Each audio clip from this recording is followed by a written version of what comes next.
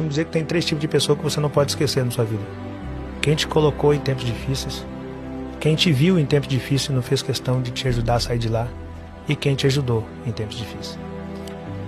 Então, isso é saber quem passou sede ao seu lado, quem se propôs a tomar água quente ao seu lado, quem tinha água quando você estava com sede e não se propôs em te dar. Porque quando você chegar na sua água gelada, de tanto não desistir, você vai chegar na sua água gelada, você ter noção com exatidão para quem você pode oferecer daquela água.